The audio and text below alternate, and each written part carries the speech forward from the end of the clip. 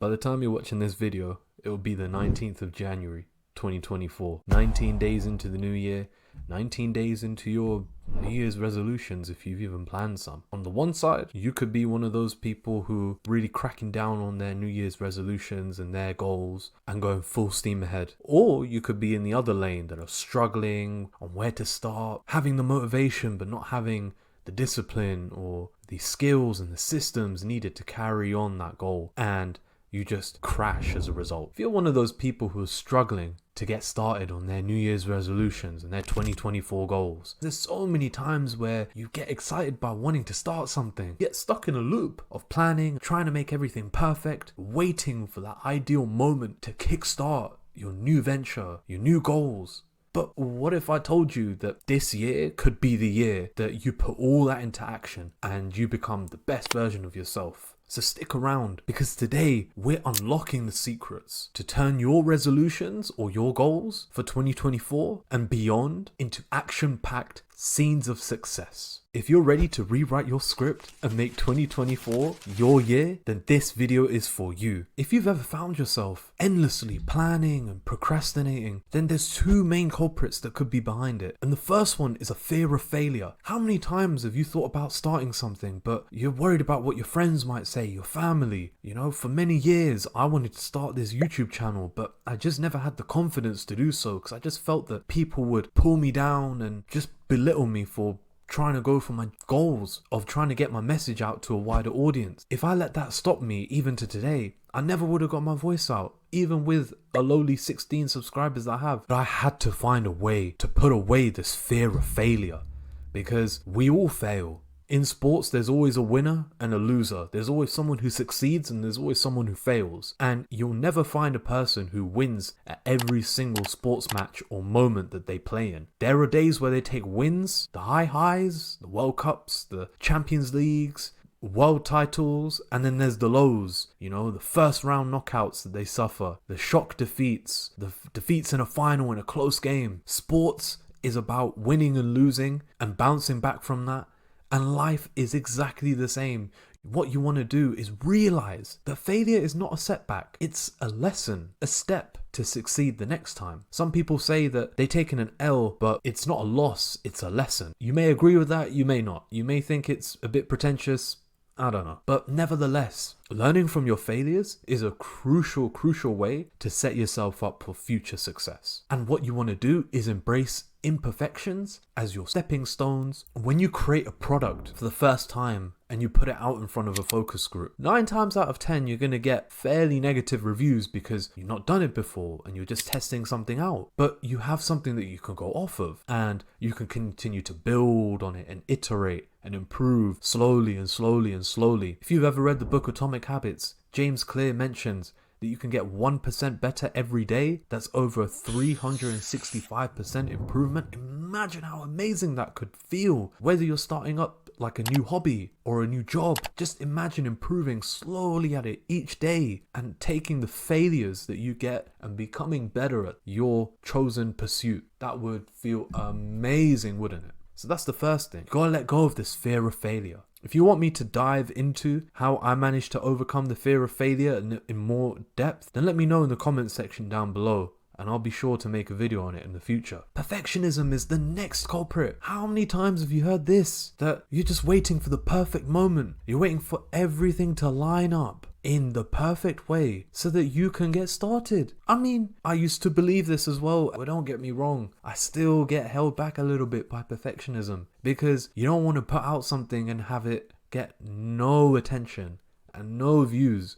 You want things to be perfect so that you have a smooth ride. But life doesn't work like that. It does not work like that. I spent so many hours late at night at university trying to tailor the perfect essay to get the best grade I could. But what would happen? I'd lose my sleep, I'd lose my focus, I'd look about 5 years older because I'd have big bags dropping from the bottom of my eyes. Half the time, the essay wasn't even that good. So what was I getting hung up for? I should have just submitted something that I knew was good enough, but which didn't require me to sit and edit every single word and every single sentence, and then just trust my intuition and trust that I did the right job or trust that I did the best job that I could and just submit. Because you'd rather do that than run yourself ragged trying to create the perfect essay, which doesn't exist, by the way, and then get something less in return, like a bad grade, or not really feeling that satisfaction from getting a good grade. You know what I mean? So what you want to do is you want to set realistic expectations. You want to break free from this trap of perfectionism by setting realistic goals. Progress is about moving forward, not staying flawless. What do I mean by that? Well, for example, a common New Year's resolution is to lose weight. Maybe you want to lose 5 kg by the end of the month, or 10 pounds or 20 pounds. I mean, good, that's a great target. But if you don't have a plan in place and opportunities to check in with yourself, then that goal is just going to fall as quickly as anything. So what could you do? Well, you could say to yourself, what I want to do is go to the gym or complete a workout 3 days a week or 4 days a week, and maybe set some goals in line with your nutrition and your eating as well. Because remember, especially for something like weight loss, you could work out really hard and sweat off so many calories in the gym, but if your diet in the kitchen is crap, then that's gonna show and you're not gonna make any progress in losing weight. Maybe in terms of nutrition, you get a fitness app like MyFitnessPal and start logging the amount of calories you have, and maybe say to yourself, instead of having 4 takeaways a week, I'll have 2 takeaways a week. Instead of getting fries on top of a meal, I'll just get a burger by itself. Something as small as that. You want to give yourself realistic expectations. You want to make these realistic, but make these achievable so that you're not starving yourself, because then you feel withdrawal-like symptoms and you'll just relapse. Trust me, this is not just for weight loss, this is for other things like phone addiction as well, where prevention is the cure and you want to gradually build that prevention up. And then finally, in terms of overcoming inaction, you've got to realize that you've got to embrace the journey and not the destination. And I've said it a few times on this channel. What do I mean by that? I mean that there is a big goal that you have at the top of the mountain, but along that journey, there are smaller goals that you may hit. There are smaller milestones you may hit en route to that summit that you should celebrate. And if you get so caught up in the end goal, then it's very easy to lose track of how far you've come. So please, please, please, if there's one thing you take away from this video, it's that you should celebrate every little success and every little positive thing that comes out of your actions. Because if you do that, you're enjoying the journey, and when you get to the destination, you'll have already overcome so much that bigger goal doesn't actually seem as big as it does when you reach it. Feels strange, doesn't it? But it's so liberating, and I really encourage you to try it. And also, you've got to remember that these small little pockets of success, especially if you write it down and create evidence that you've actually done what you said you wanted to do, all these little moments build confidence and they build skill, and it fuels your journey towards getting bigger achievements, and it gives you that mental bank of success that you can draw upon when times get hard. When you don't want to do the hard work, even when you don't feel like it, getting that mental bank of successes is going to be so crucial in keeping you going.